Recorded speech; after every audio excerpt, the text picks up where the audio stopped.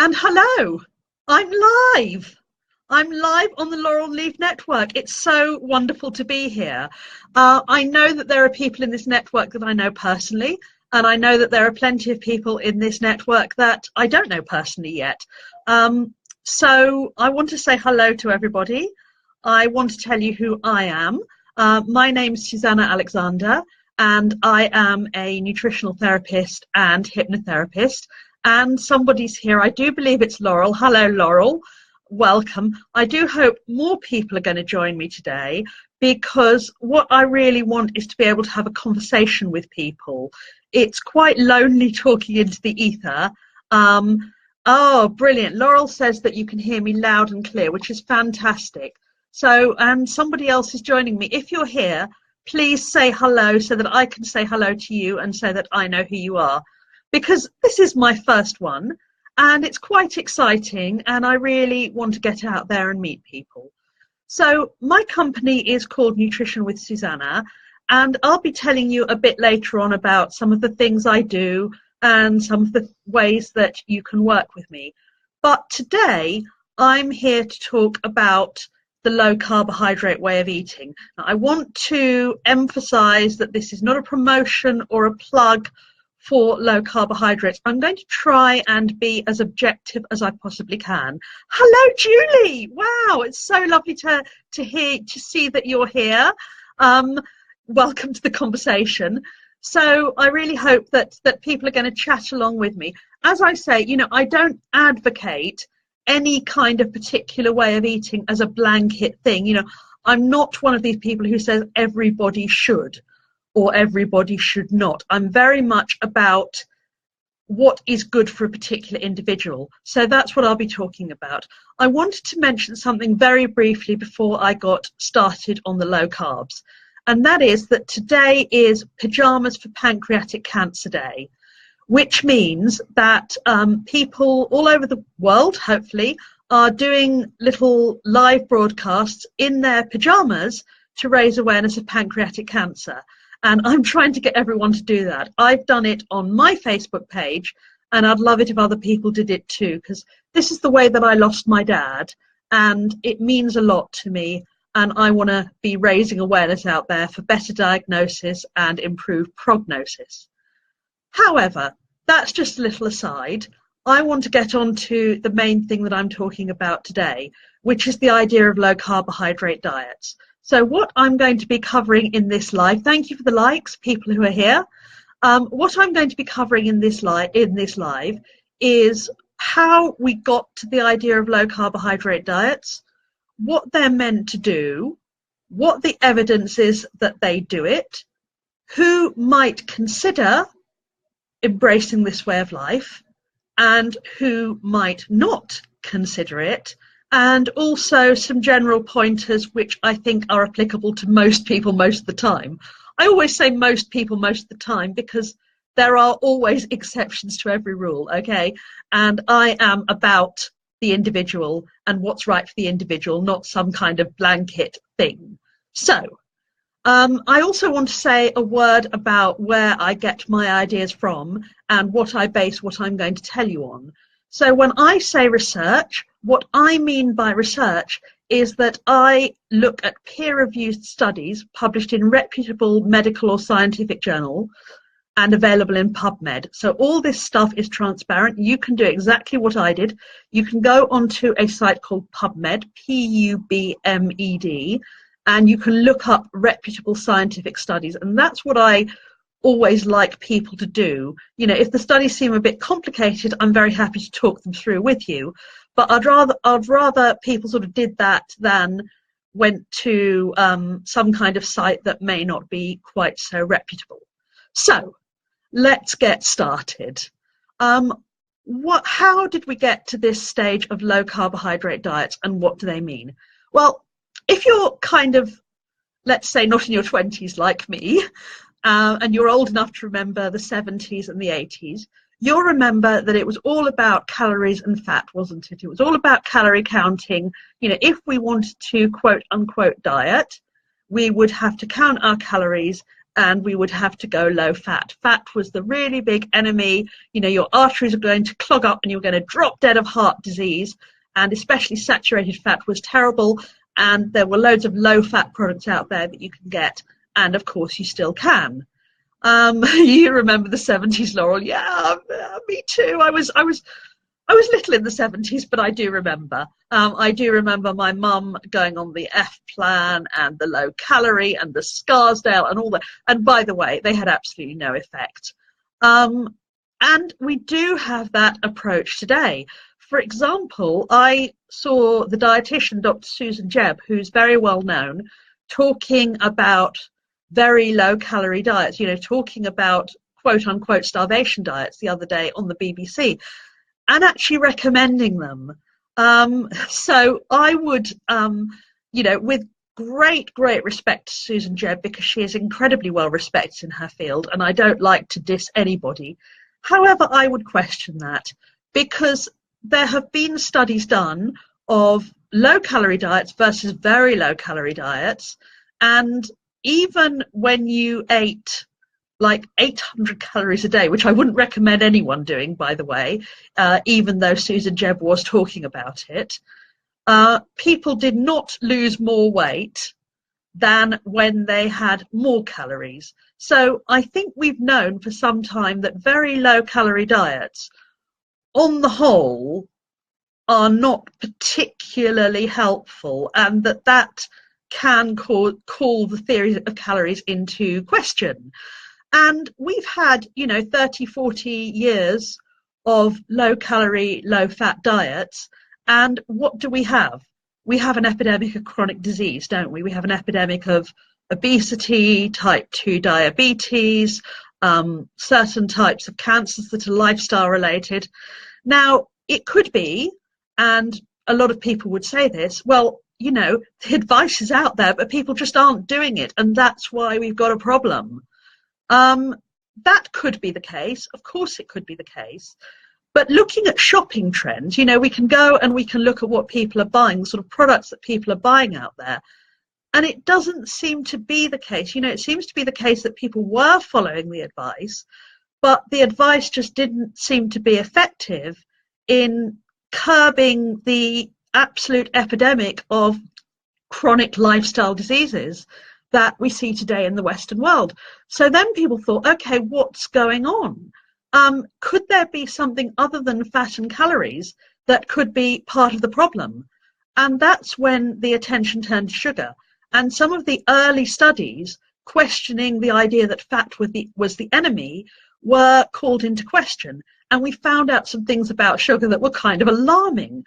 So, for example, we found out that if you are drinking increased sweet drinks, like, you know, cans of certain fizzy drinks and so on, that you could have up to a 44%, that's nearly double, nearly half again, an increased risk of metabolic syndrome. Those of you who aren't clear on what metabolic syndrome is, it's a series of markers such as your body mass index, such as your waist measurements, such as the measurements of certain fats in your blood that make you prone to some of the chronic diseases I mentioned earlier, such as diabetes, cancer, certain types of cancers, potentially dementia, and so forth. And you can have a 26% increased risk of developing diabetes just on a high intake of sugary drinks. So we started to think, okay, it could be that sugar's a really alarming thing as well. And we started to look at other ways of addressing sugar. And by the way, when I'm talking about sugar, I'm not just talking about the white stuff that you put in your tea, if you do that, and you bake into your cakes and so on.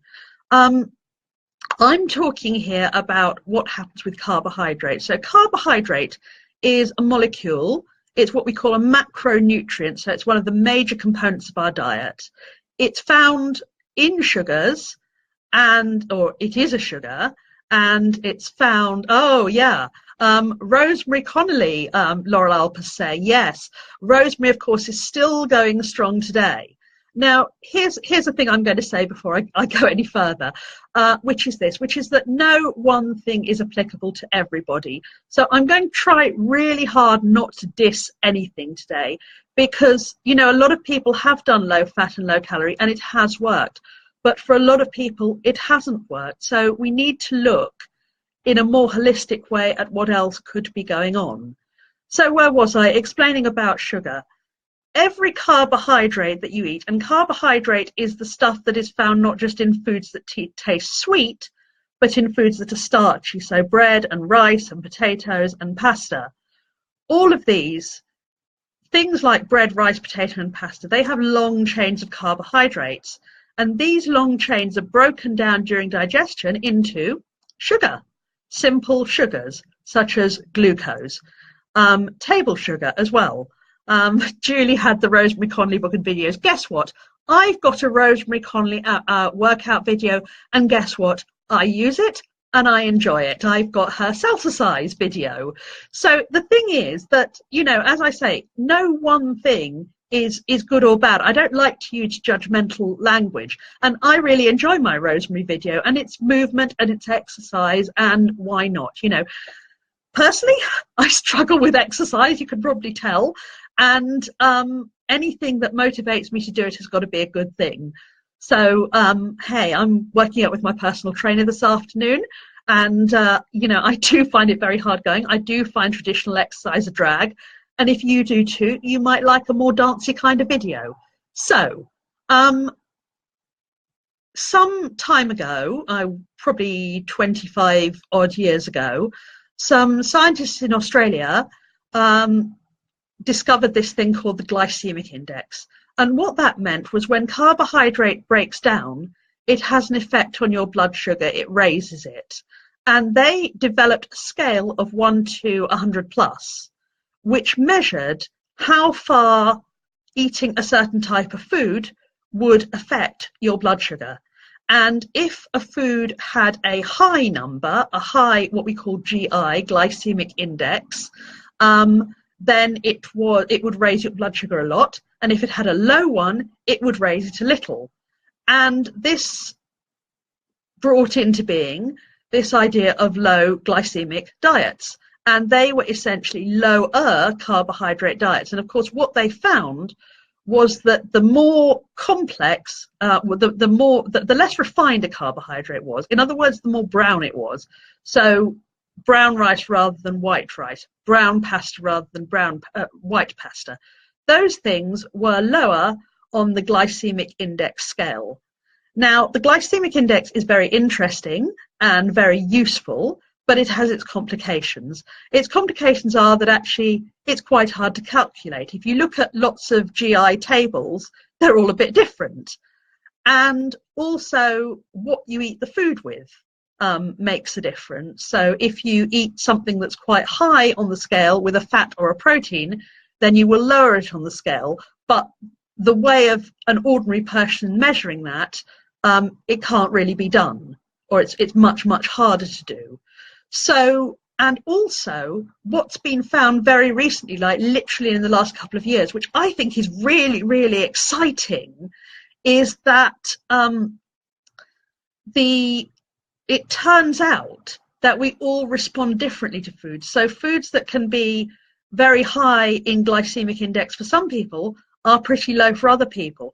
So when we know that, and there is an algorithm being developed now that shows which kind of people respond best to which kind of diets, that's going to be really, really exciting in the world of personalized nutrition. But we're not there yet, and you do find in real life that people respond very, very variably to the same kind of food. So then we got the idea of, well, okay, if we're not quite sure which carbohydrates we respond to, let's do without carbohydrates. Let's cut them down really, really, really low. So then we had things like the Atkins diet and the Dukan diet, and then we had the paleo diet, and now we have, gaining in popularity, the ketogenic diet. And these are all variations of low carbohydrate diets.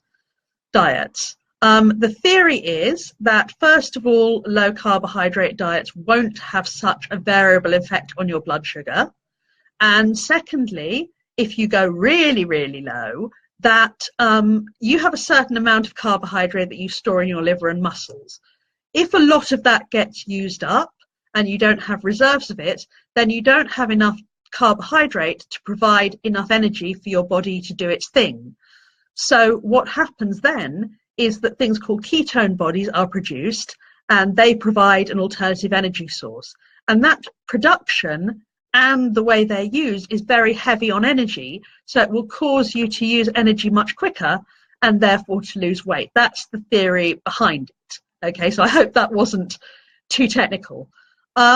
A low carbohydrate diet, by the way, I do want to do definitions for a minute, because I see a lot of I'm going to try not to use a bad word, but a lot of misconceptions, let's say, on the internet about this. So a low carbohydrate diet means that you're eating between 150 and 50 grams of carbohydrate a day. That would be classified as a low carbohydrate diet. Oh, thank you, Laurel. Laurel said it was well explained. Thank you so much.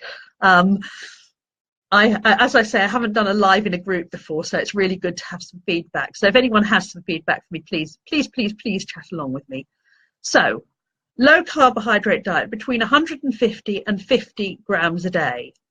A ketogenic diet, which is designed to produce those ketone bodies that I spoke of earlier, is between 20 and 50 grams of carbohydrates a day. Now, by the way, if this does feel like this is for you, you don't have to sit there counting grams of carbohydrates. You want to download one of the many free apps. I'm not going to promote apps because I'm not here to advertise other people's stuff, but I'm sure you know the ones I mean. And if you post a question specifically on this, I will tell you which app I happen to use, not because I endorse it or I get paid to use it, but just because it's free and convenient. So you don't have to do any of this counting yourself, just to reassure you. There's a lot of stuff out there about ketogenic diets below 20 grams of carbohydrates a day. If you see that stuff, I will say be extremely cautious. I will say avoid it like the plague, because there is absolutely no evidence at all about those diets. They haven't been studied. When the literature says a ketogenic diet, it is specifying between 20 and 50 grams of carbohydrate a day. If you are going below that, you're doing something that hasn't been investigated at all and could potentially be dangerous. And no matter what people say, as a professional, I can't endorse that kind of thing, because I have to put your safety first, and that is what I will always, always do. So, what do we know about about whether these low carbohydrates work? Well, first of all, we have to say what we mean by work. What do they work for? One of the reasons that people like to change their diet is so that they can lose weight. Now, you know, I get this because I've been overweight all my life. So how do you get an overweight nutritionist? I'll tell you. You get someone that understands what it's like and won't judge you. That's very important. And do low carbohydrates work for weight loss? Yes, they absolutely do. They work at least as well as any other kind of diet. And I'm talking about in the literature. Anecdotally, personally, I've lost over 3 stone on doing low carbohydrate, not keto. I personally don't suit keto. I kind of fall over in the middle of the night if I do it. It doesn't suit me at all. But low carbohydrate does suit me rather well. So, as I say, they work when they're measured against other diets like low-fat diets or lower calorie diets. They work at least as well. And the traditionalists would say, well, that's because you're reducing your calories and therefore but I'm not sure that's true, because a lot of these low carbohydrate diets encourage quite a lot of fat, healthy fat, because some fats are possibly more beneficial than others. So that would, you would think, increase calories or at least keep them level. So I'm not convinced by the argument that says, oh, well, the low carbohydrate diet works because it decreases calories. That doesn't seem to be right to me. What I find, and I will say this again, they compare well with other kinds of diet, but the one that works is the one that works for you. So if something works for you, I would say stick with it, whatever it is, providing that it's safe and providing that it gives you enough. Because, and when I say enough, I mean in terms of nutrients, because what works for you is what works, okay? What I do find really, really interesting is that these kind of low carbohydrate diets have a really good effect on other measures in the body. So, for example, there was a study done, small study, with people who were at the early stages of type 2 diabetes. And that group seemed to lose more weight and also improve their glucose control over time. When you're diabetic, something gets measured called the HbA1c, which is basically how much glucose is attached to the molecules in the hemoglobin molecules in your blood. And that happens over time, so it's considered a good measure of how good your blood sugar control is. And that improved with a low carbohydrate diet. Excuse me. Other things that were improved were blood glucose stability and the kind of fat that could be seen in your blood. Most of the studies have been small and not very long term, so we have to be a little bit cautious about these results, but they are very interesting.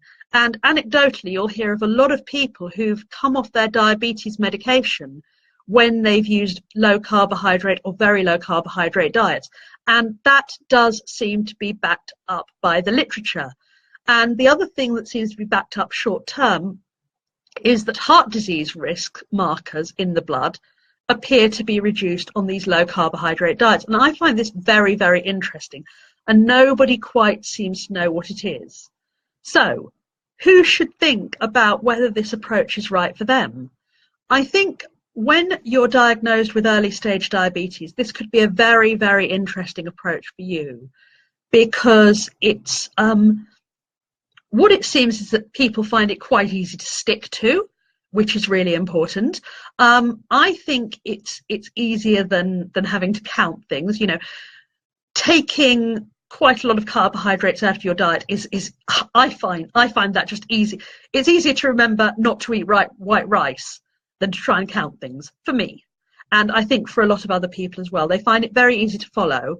And I think when you're facing something that's quite new to you, having things that are easy to do is super, super important, because you don't want to be burdened with a load of difficult stuff and counting stuff and do this and mix this with this and don't mix this with this, which probably isn't doing you much good and is just going to give you loads of stress. And the one thing you don't want is stress.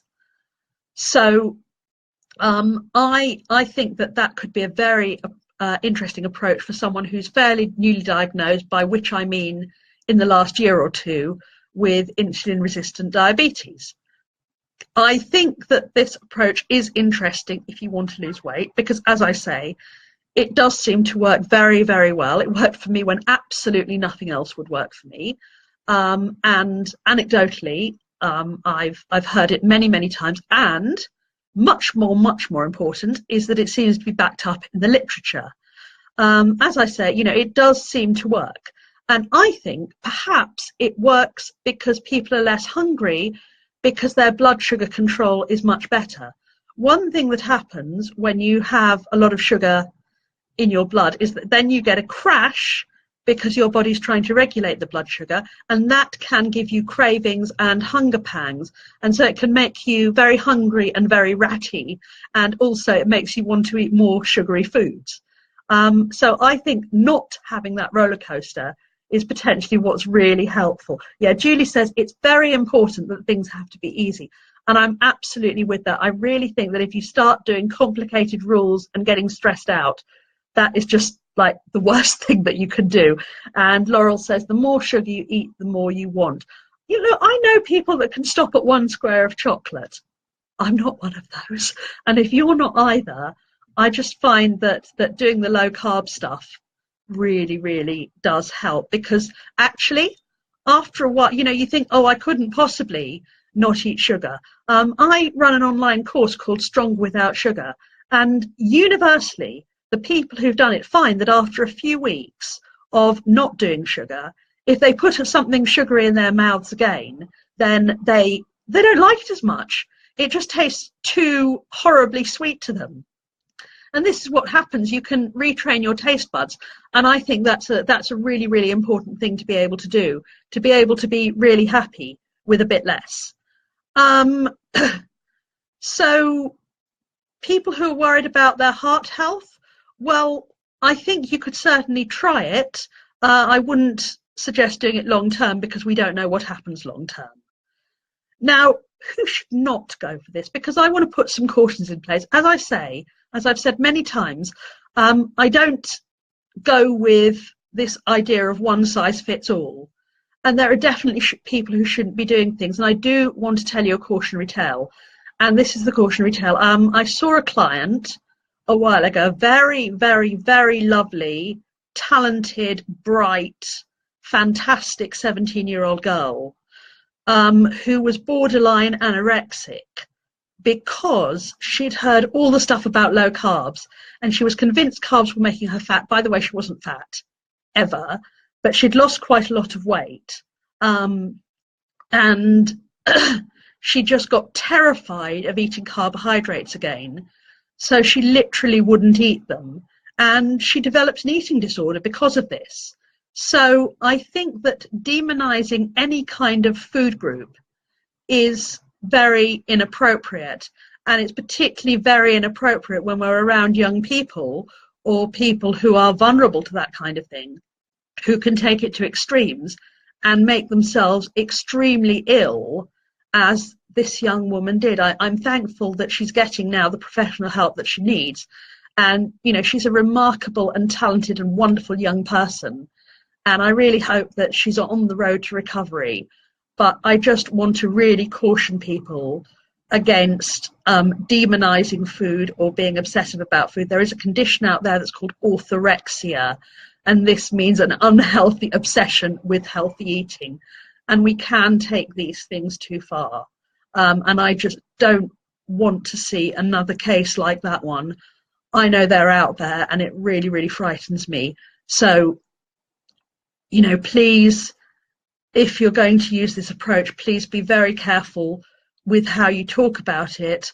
And if you're around, young people who could be quite vulnerable to extreme dieting, or if you've ever had a history of any kind of eating disorders in the past, this is probably not for you. Okay, that's my note of caution. Other people who should be careful to have some reasonable carbohydrate intake are people with kidney problems. If you have a history of kidney problems, then a diet that's higher in protein can be a problem for you. And the only people who we've really seen ketogenic diets in long term are children with epilepsy, because it's known to be very effective for those kind of children. However, those children in the long term have a higher risk of developing kidney stones. So if that's something you have a history of, I definitely don't think you should try ketogenic diets. And I was lucky enough to observe the clinic of a very eminent kidney doctor, kidney consultant, the other week. And he also said, if you have any history of kidney problems, even if you are type 2 diabetic, you shouldn't try a ketogenic diet at all. You should try a low GI diet in the first instance. And actually, I think that's generally good advice. If you want to reduce your carbohydrate intake, go for low carbohydrate first, rather than something quite drastic like ketogenic, because see if that works for you. My approach is always, if you can achieve what you want to achieve without going too far and maintaining the diversity of your diet, because I think it's really, really, really important to have a diverse diet, because that's the one that's going to have the most nutrients in it for you, then I think that is definitely the way to go. Other people who should avoid it, people with osteoporosis or a history of bone disease, because there is a concern that long-term eating too few carbs can have an impact on that. People with liver disease, there have been studies in mice that suggest long-term, very low carbohydrate diets can have a bad effect on the liver. However, they haven't been replicated yet in humans. My suggestion is that the other thing to note is that the ketogenic diet has never been studied long-term apart from in epileptic children. So if you absolutely want to try it and you really get excited about it, there's lots of great resources out there. Try it for 3 months. That's what I'd say. Do 3 months. If you have any adverse effects, stop and go back to low GI or normal low carb, by which I mean 150 to 100 grams a day. And at the end of 3 months, go back to low carb and see if you can do that.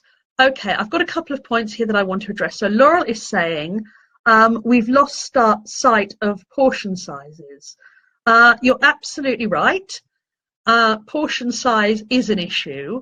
I like to tell my clients, just as an easy thing, there are all sorts of things you can do. You can download stuff off the internet that shows you what your portion should look like in relation to the size of your hand. That's a really useful one that I use with my clients quite a lot. The other thing I tend to say to people is, if you have a plate, this is the easy way to start. If you think about a plate that you have your food on, half that plate should be vegetables, and they should be different vegetables of bright colours, because that's where we get the bulk of our nutrients from. Vitamins, minerals, and also plant chemicals called phytonutrients, which are really, really beneficial in ways that we don't even fully understand yet. So half your plate should be vegetables. A quarter of your plate should be some kind of lean protein, whether you eat animal-based protein or plant-based protein or a combination of both. And if you're eating carbohydrates, well, everyone should be eating some carbohydrates. There is no such thing as eliminating carbohydrates, by the way. Anyone who says that, they're being a bit daft, because you can't eliminate carbohydrates, because there are all kinds of great things like vegetables and fruits, which, one should definitely eat, and that's been substantiated in the literature lots and lots. So if you want to eat starchy carbohydrates, they shouldn't be more than a quarter of your plate, and they should be whole grain carbohydrates. Amy Jade says, keto works, but is not sustainable. Amy, it does work, and I said this earlier. Well, of course, it depends what you mean by works, what you actually want to achieve. It does work for weight loss. We know this. It works at least as well as anything else, and possibly better. I do think it's very hard to sustain. I think, even with low carb, which is what I kind of like for myself, I find it's quite hard to have a social life with that kind of thing. I do know people who sustain ketogenic diets, and there's lots of resources out there. I don't recommend that people sustain ketogenic diets for more than 3 months at a time, because their long-term safety hasn't been established.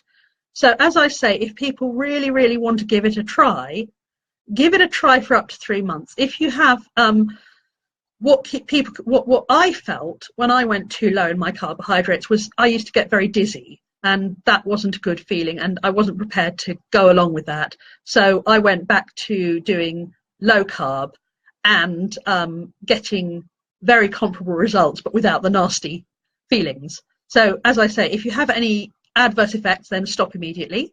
If not, try it for up to 3 months and then go back to low GI or low carb, because I'll bet that you can get very similar results, but without being so restrictive. I do think that being too restrictive can cause stress and anxiety, and can, in some cases, lead to eating disorders. So I'm very, very cautious about suggesting that kind of thing. What else was I saying? Quick results but side effects, Amy Jade says. Yes, definitely. And again, you want something that you can do in the long term. As I say, what works is what you can stick to. So you want to ideally aim, whatever you're trying to achieve health-wise, whatever your goal is, you want to aim for something that you can stick to. Okay. I was saying about anyone with liver problems shouldn't try going too low in their carbs. And as I was saying, you know, I think the long-term safety hasn't been evaluated, so I would be extremely cautious about that. So, as I said to you earlier, I'm not about giving blanket advice to people. I don't think one size fits all at all, at all, at all. But what would I say for most people most of the time? I would say most people probably are eating too much refined sugar. And it's relatively easy to replace white carbohydrates with whole grains, pulses, and legumes unless you're allergic. It's not a hard thing to do. And there's a whole range of grains and pulses and things out there you've probably never tried. I mean, I'm the same. There were all kinds of beans I'd never tried, and I'm giving them a try now, and I'm really enjoying it. So there's, you know, and it's very easy, and you don't have to cook them from scratch. You know, as long as your tin of chickpeas or aduki beans or whatever you've got doesn't have added sugar in it, use it. Use it. You know, why make your life difficult? It's just as nutritious, and it's really quick, and it can be really economical as well. So I think that that's the way to go, to just to start out with, if you don't have a particular need that's important. Another thing is that the type of protein that you eat with your carbohydrates might be important. So for one study that followed overweight men under 60 for 2 years, they had more diabetes if they had a low carb diet accompanied by lots of animal protein, but they had a decreased risk of diabetes. Someone sent me a flower, how lovely. Oh wow, lots of emoticons there. Do elaborate on your emoticons if you would like to. But they had a lower risk of diabetes, these men, if they had a low carbohydrate diet with a high vegetable protein intake. So look at your protein intake and try and vary it a bit. Make sure you're getting enough fiber. One thing that really concerns me about low carbohydrate diets is that people aren't getting enough fiber. And it's been shown again and again and again in the literature that dietary fiber is really, really important for maintaining all aspects of long-term health. And most of us are not getting enough. I think it's now 26 grams a day that's recommended for adults. Most of us aren't getting that. So do make sure that if you're reducing your starch intake, you're getting more fiber through vegetables and fruits. The other thing is that people use very negative language around food. This is a big bugbear of mine. It's a big, big, big gripe. People say, oh, bad foods, and, you know, carbs are bad, or, you know what? Food does not have a moral conscience. This is what I always say. Your food has not gone out and robbed a bank. It's not good. It's not bad. It's food. Okay? There are some foods that suit some people better and some foods that suit other people better. But foods are not good or bad, and you are not good or bad for eating them. So try not to use that language, because I don't think it's helpful. I think you need to talk about what suits you, what makes you feel healthy. But this idea of food having a moral conscience just isn't true. And I think we demean ourselves as intelligent people by overusing it. Okay, and remember, folks, that healthy living, however you choose to do it and however is best for you, is a marathon and not a sprint. So you know what? It's my husband's birthday in a couple of weeks, and I'm going to eat a piece of cake, and I'm going to enjoy it. So if you have a celebration, life is for living. Enjoy it, okay? Because healthy eating is something that you can do most of the time, but you don't have to do it absolutely every second to get it right. Okay. Oh, thank you very much, Laurel, for saying that Laurel's been enjoying herself here. I want to tell you a couple of ways that you can work with me if you've enjoyed today as well. The easiest way to keep up with me is to go over to my Facebook page, Nutrition with Susannah, and like it, because I'm on there every weekday, and I'm posting recipes and tips and inspirational quotes and links to my blog posts and all kinds of things that you can enjoy. So you can find out what I'm up to there. If you have a specific health goal in mind, whatever it is, I like to work with digestive problems. I like to work with mental health. I like to, by the way, oh, Lindy, hey, how are you? Thank you. this is going to sound really weird, right? But please take this the right way. I like to work with men. The reason I like to work with men is that men like science, and I'm quite heavily into science as well. And I think they quite like that approach. So if you have a specific health goal in mind, please get in touch with me and we can work together one-to-one. I'd like to tell you about something really special and exciting I'm doing, and I will tell you very quickly. At the end of this month, 25th to 28th of May, I am running a wellness break in my home, my actual house.